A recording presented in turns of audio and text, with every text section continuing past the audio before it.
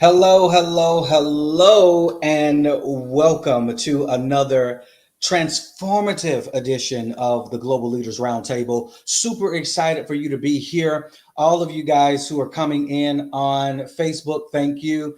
If you're coming in over there on YouTube, I appreciate it. And it says we are now live on LinkedIn as well. So, for those of you guys who are coming in there as well, welcome to another edition of the Global Leaders Roundtable podcast. Super excited for tonight's conversation. It's about to be, I think, a riveting, revelatory conversation. Many of us who are leaders in whatever sphere of influence we're in, we need to be having this conversation like never before. And so I'm super excited to have our special guest. I'll be introducing her in just a moment. But you guys, how have you been? I hope that your Sunday was as amazing as mine, or even better. I hope that you are finding yourself getting ready for the new week and getting ready to take on new challenges. This week is going to bring some great things for me, and I believe and I trust that this week is going to bring some great things for you as well.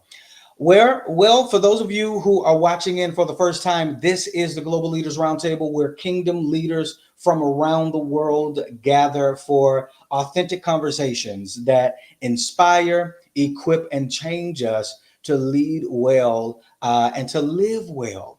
Today's guest is someone who lives at the intersection of faith, leadership, and holistic wellness. And she's not just teaching theory, she's living it every single day. Jessica Smith Moyer is a dynamic TEDx speaker, best-selling author of Triumph Through the Tears, and the creator of the Real Wellness Framework, a practical yet powerful model that helps leaders honor their God-given bodies and thrive physically, mentally, emotionally, and spiritually. And so we need that, right? If we're going to be leaders, right? She's the founder of the Ice House Wellness and Community in Delaware, has raised over $2 million for Cure SMA Delaware and South Jersey, and has touched thousands of lives over the past 2 decades through coaching and movement, nutrition, mindset work, and kingdom mentorship. Jessica's 5 God-given gifts mindset, gratitude, generosity, growth, grit, and grace is transforming leaders everywhere, helping them shift from exhaustion to energy, from overwhelm to clarity, and from surviving to thriving. Today, we are going into a deep dive into how leaders can integrate wellness and faith and kingdom leadership without burning out, and why a whole person's health is a non-negotiable for lasting impact. Y'all, please help me welcome. Give me some fire symbols, some clapping hands over there in the chat areas, and help me welcome my new friend to the virtual roundtable, Miss Jessica Moyer. How are you, my friend?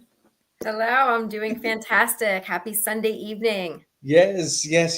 Super excited that you are here. Let me just say, I was looking forward to this conversation. I think I said this briefly before we went live, because even my wife and I, we're on this whole new journey of just making sure that we are well, not just financially, right? And not just, spiritually, but that we're well in our body, we're well in our mental, we're well rounded, if you will. So tonight's conversation, I was super excited to have with you. Thank you. Yeah, I'm totally excited to dive in. Yes. So Jessica, let's do that. So I introduced you, but I want you to kind of give me your introduction to those who are watching in right now. What part of the world are you in, and what does God have you doing right now with the work that you're doing? Yeah, so good evening, everyone. I am in North Carolina, recently moved here from Delaware. Our youngest started school here, and we decided to just follow him along, whether he's happy about that or not. So, yeah, we have 4 children. And right now, I'm currently working on rebranding my business through the Real Framework work, which I know we'll talk about, Yep. and just really getting to know the community and seeing where God is going to take me next. Yeah. Let's just say how you said you have four children, and let me tell you, and this is just a compliment to you. I don't even know if you have kids. Just by looking at you, you look vibrant. You look, well. And so I know that that has to do with the work that you've been doing over time. Where did this whole journey of being well start with you? Yeah, I was a competitive gymnast growing up, Okay. probably till about 14 years of age. And I think that wires you a certain way. There's a lot Yeah. of consistency and dedication to that sport. And then at some point it got to be a little too much for my body and I became a runner, a cross country runner. Mm, And again, a very intense sport. I ran in high school and college and have continued to use running as a mode of working through all the grief and loss that I've experienced. okay. But I've always realized that when I feel better physically, I always say I'm doing movement for my mental and spiritual peace. And that is Mhm. such a big part of why I feel like exercise is really good for me Yeah. personally. Yeah. Oh wow. So let's just kind of do a deep dive if that's okay. You said you encountered loss. How did that come about? What's because everyone at some point is touched with loss. They're touched with grief. You know, what's that story for you? Yeah, everyone has a cross to bear. No one gets through life, unscathed. And it's just a matter of how you can pick up your cross and let other people help you in that process. Yeah. For me, our second child, Stephen, was diagnosed with a genetic disease called spinal muscular atrophy at the age of 9 months or at the Mm, age of 4 months. okay. And when I took him to the doctors that day, it was just 2 weeks after September 11th, which, none of us will forget. Mm-mm. Yeah. And my husband was serving in the Army at the time. And so when I received the diagnosis, I was told on the spot that he wouldn't live to celebrate his first birthday. Wow. So it was, a very devastating time in my life to get that news. And as a young parent and figuring out what the next steps were for us, that was the beginning of number one, I had really never lost anyone close in my life. But number Hmm. two, watching your child, pass before your eyes is probably will be the hardest thing I know I will deal with in my life. And I can imagine for any parent, Yeah. it's horrible. I think for and my wife can attest to this. We have two kids. We're a younger family, and so in between my first and my last one here, um, we lost a son. And so when you say it's one of the griefs, it's one of the things that you really can't get over, um, and that pain you will never ever forget. I know for us, it did put us into a spiral for some time mentally and spiritually. Though our faith was always strong and has always been, I will admit it kind of rocked us for a moment. Um, is this around the time where you began to um, think about wholeness, or was this a journey like from coming through the loss of your son and then now kind of finding your way into really wanting to make sure that you were whole and healthy in your heart and your mind and all over? Yeah, well, that was just the beginning of a lot of trauma and grief in my life because the day after his funeral, I had miscarried, lost another baby, and then lost Mm, another baby just a few months. I never had trouble getting pregnant, Kenyon. sure, sure, sure, um, sure. but I had just experienced so much loss in such a short period of time. And then my Yeah. husband got deployed while I was pregnant. So for many years, and then I lost my father. So for many years, it was just like, and so many people can relate to survival mode, like just Yeah. getting through the day. Fitness has always been a big part of my life, but not always in a healthy way, Okay. whether it was controlling what I was eating or maybe it was over exercising, which many of us can do, which can lead Hmm. to inflammation in our body. And for a long period of time, I did that as well. I was teaching a lot of fitness classes. It was a nice outlet for me and it was helping others, but it got to the point where it was a little detrimental to my own personal health. Okay. So there's always that fine line on what's a little too much, Yeah. right? Yeah. But it's always been a part of me. But I think once I got to the point in life that I realized I was in survival mode, although I was doing all these fabulous things, Hmm. I wasn't embracing them and truly living into what I think God intended me yet to do, was when in my early 40s, I really started to pour into that personal growth by Okay. attending John Maxwell and Ziegler and Hmm. learning more about, servant leadership, really. And Hmm. that's really what helped me turn the corner into realizing that I didn't want to just survive. I wanted to thrive, and to whatever God's plan was, I really wanted to honor that. And I'm proud of Hmm. myself today because I feel like I'm doing that now. And it's so great that you went there because that was going to be my next piece. Having you kind of help others who are watching with this notion of pain and trial and trauma and all of the things, and really just wanting to know, how do you take that pain and really dial it into purpose or turn it into purpose? And you just began to say that, with the work that you've been doing with Zig Ziglar and all of those. Kind of talk a little bit more about that, because this was the turning point for your life, right? Where you begin to learn how to lead and to serve and to really find purpose. Um, did you just stumble into this information, or what was the story behind that? I think growing up, I always saw my parents help others and support others and always give. And so it was very ingrained in me and my siblings. And even before Stephen passed, we had started a nonprofit in his memory because we know it was to come. Okay. And I was working with other parents at the time who had been through similar similar losses. And so I decided to start a chapter for QRSMA, which is what our son passed away from. And so I feel like because it gave me purpose right away and I dove in, my family was very supportive. We started doing nonprofit events and helping other families. Unfortunately, we're going to walk the same journey we were, Hmm. advocacy. And so a big part of my life was pouring into how can I see a treatment or cure for this disease? And so that really helped me. I don't want to say it didn't blind me, but it helped me to move forward. Okay. Maybe sometimes I didn't deal with it like I should have, but it gave me purpose through that time. For almost 20 years, we ran that nonprofit. Yeah. Today, it's still running, but we're just not as involved because our kids are older and Yeah. times change.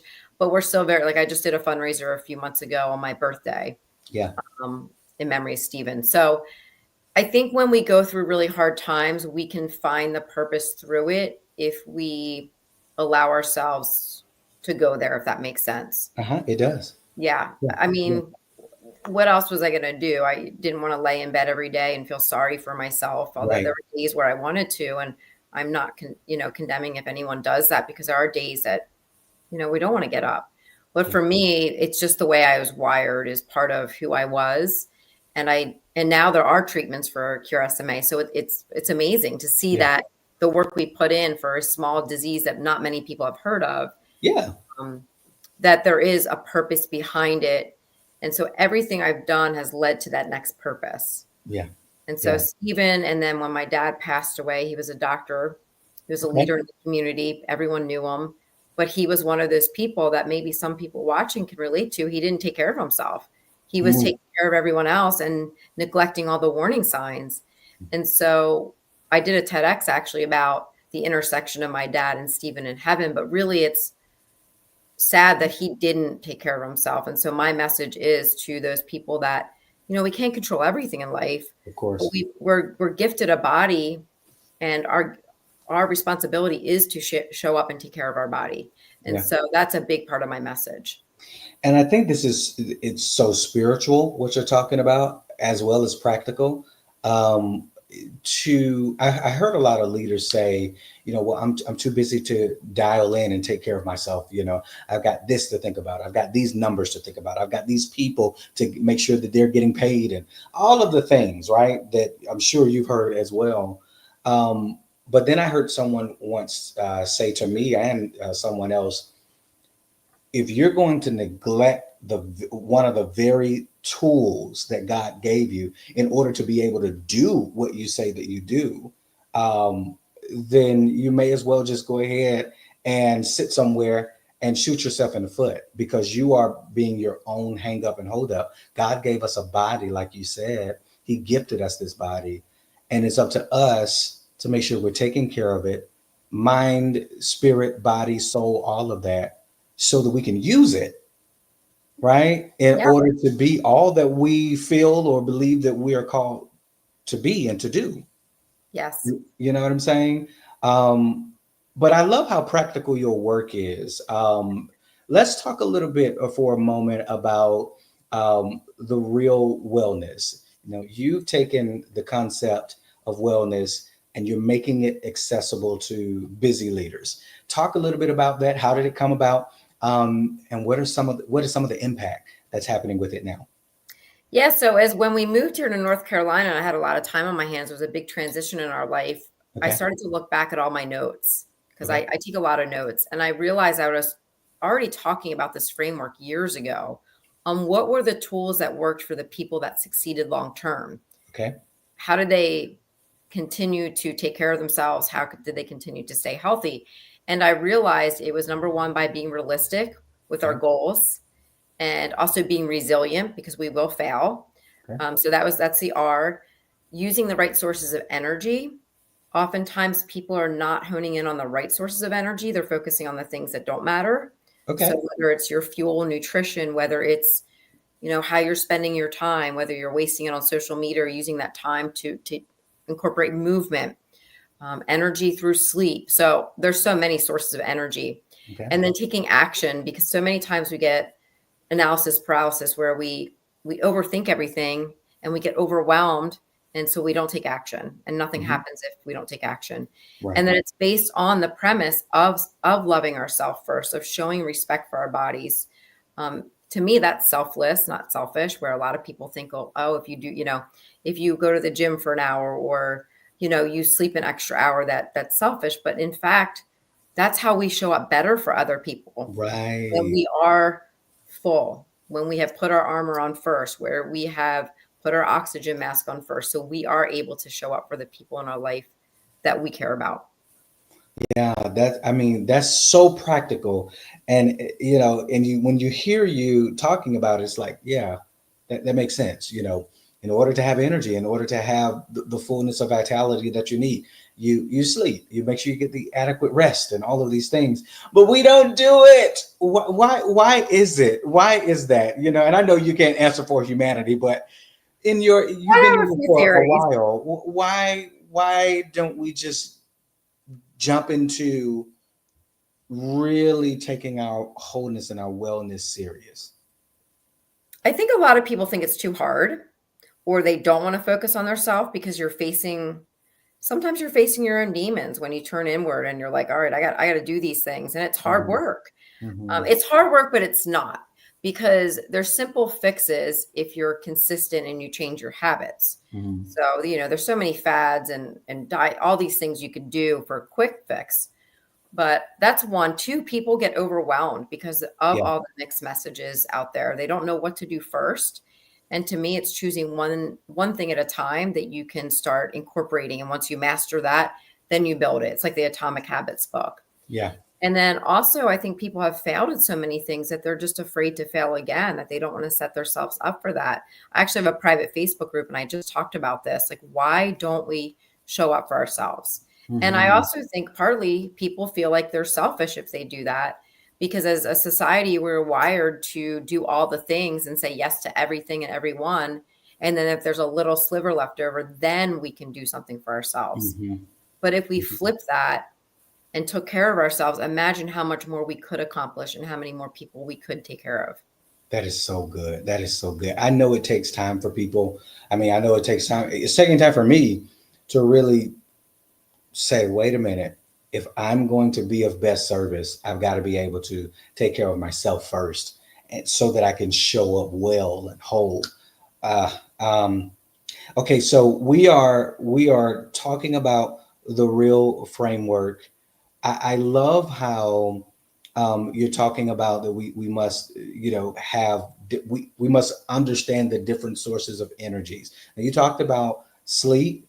Um, what are maybe two more sources of energy that people right now, leaders right now, need to be thinking about in order to drive that energy up within Yeah. themselves?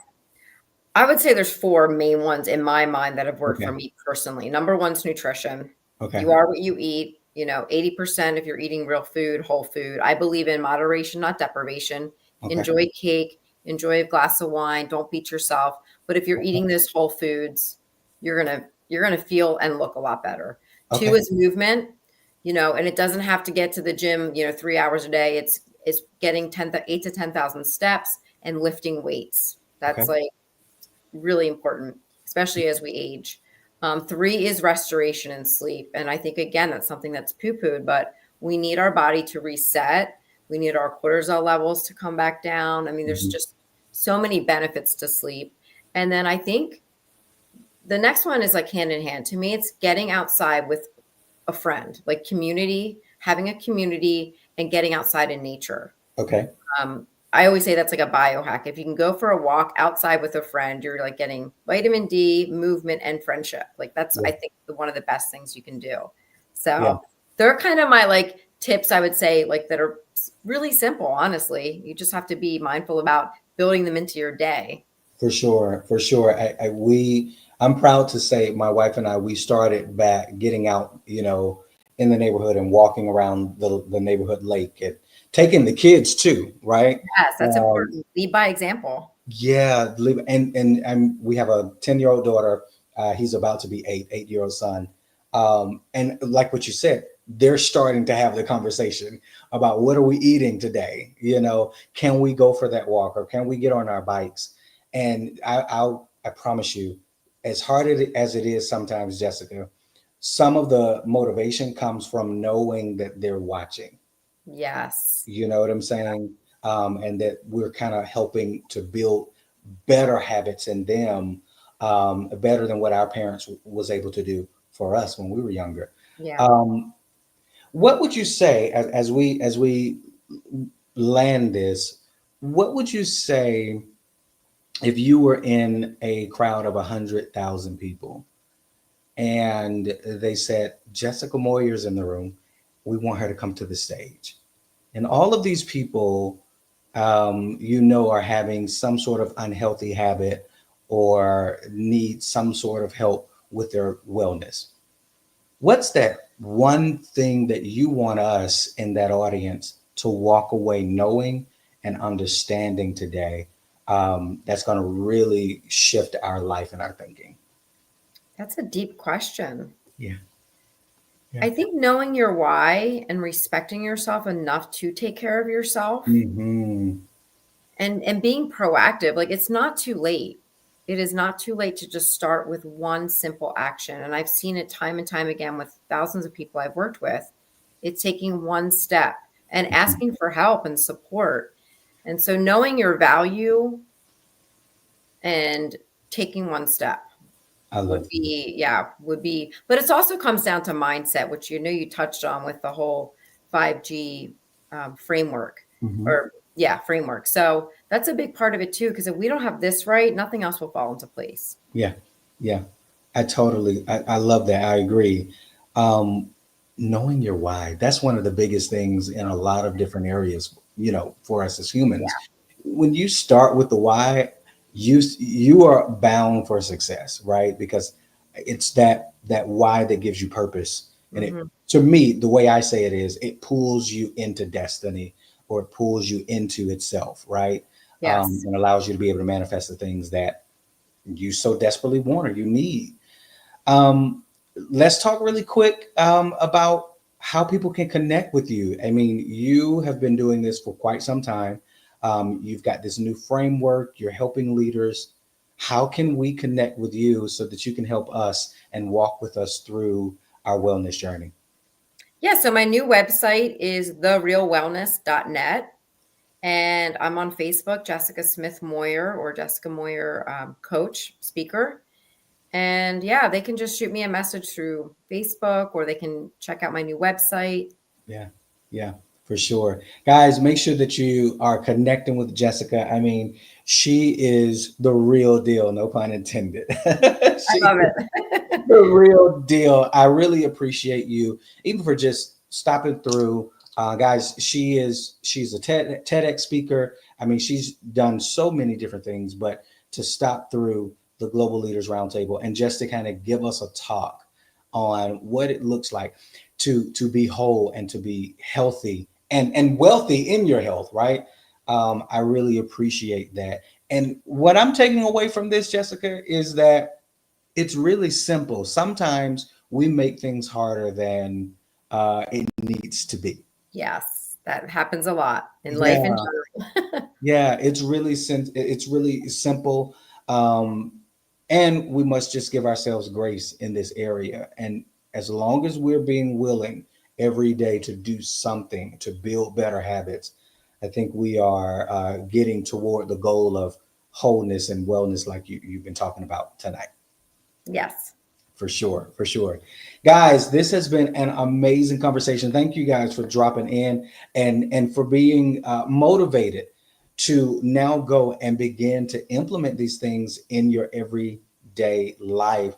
I believe that health is wealth, and that's why me, my wife, we're doing what we need to do to make sure that we are as healthy as possible, because if we believe that God has really placed us on this earth to do powerful and great things and to affect change and to be influential at whatever capacity, then we must also believe that He wants us at our best, right? In order to get those things done. We can't be the reason for the holdup. And we can't be the reason why people can't be served. Jessica talked about that just a moment ago, that servant leadership. We can't be the reason why those people that we're called to cannot be served in full capacity.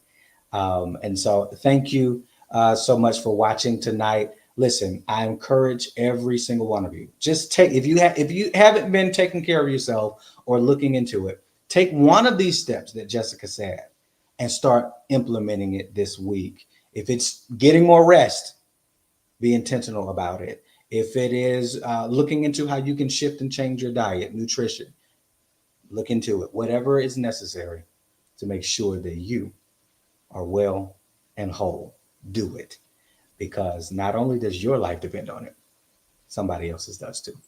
I'm Kenyon R. Dudley. This is the Global Leaders Roundtable. I've been here with the amazing Jessica Moyer. And till next time, guys, we'll see you soon. Thank you.